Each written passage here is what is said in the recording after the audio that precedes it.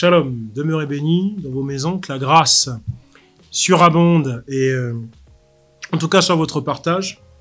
La question cette fois-ci est, qu'est-ce que le mariage? Alors, qu'est-ce que le mariage? Il y a beaucoup d'avis sur la question du mariage, beaucoup d'avis. Vous savez, hein, j'ai coutume de dire, pour le mariage, cette maxime que l'on emploie pour le temps, on dit 1000 montres, 1000 heures. Là, c'est 1000 prédicateurs, 1000 explications sur le mariage, hein, ou 1000 prédications. Bref, il y a différents avis, il y a...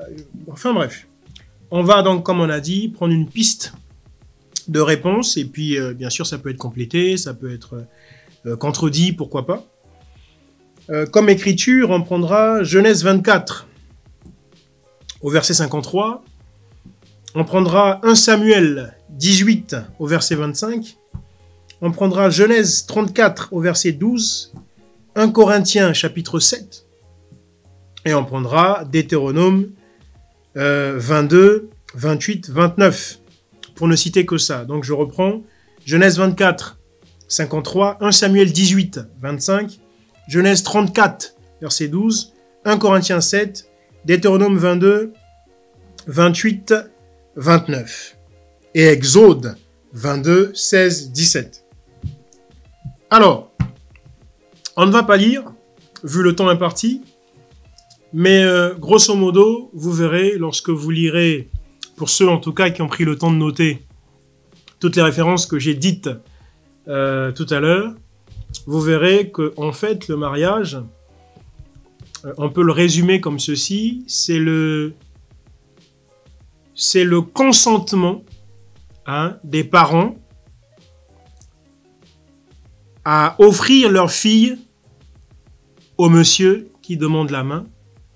Et ce consentement des parents est scellé par la dot. Ce consentement est scellé par la dot. Donc, je récapitule. Le mariage, c'est le consentement de la famille de la jeune fille, enfin de la jeune fille, de la femme, hein, scellé par la dot. Voilà, c'est ça le mariage. Vous lirez les références que j'ai données. C'est celui-là le mariage que Dieu connaît, que Dieu agrée. Après ça, le mariage que peut être l'état civil, ça c'est pour être en conformité avec la société des hommes dans laquelle nous vivons. Vous êtes sans ignorer qu'il y a des sociétés civiles où il n'y a pas de mariage à la mairie. Chez les Amérindiens, il n'y a pas de mariage à la mairie. Je vais loin d'ailleurs, hein, chez les Congos, dans la tradition Congo, le mariage à la mairie n'existe pas, par exemple. Vous voyez ? Bref, il y a des sociétés comme ça où la mairie est absente. Et d'ailleurs, même ici en France, ou on va dire plus largement en Europe, le mariage à la mairie n'existait pas. Non, absolument pas. C'est pas une tradition européenne, le mariage à la mairie. C'est pas une coutume européenne. C'est très récent, c'est très nouveau. Ça date de 1901-1905, lorsqu'ils ont mis en place le concordat. Hein, c'est-à-dire, ils ont fait en sorte que les maires se substituent aux prêtres sur pas mal de choses. Parce que les prêtres, les maires avaient estimé, ou les bourgmestres, comme on les appelait aussi autrefois, et d'ailleurs comme on les appelle encore en Belgique, par exemple. Bref, les bourgmestres ou les maires avaient estimé que les prêtres avaient trop de pouvoir au sein de la société et que ça n'était pas normal. Hein, parce qu'on était, quasiment toutes les sociétés européennes étaient passées à la laïcité, donc avait fait en sorte que l'église catholique romaine n'ait plus tant de pouvoir que ça.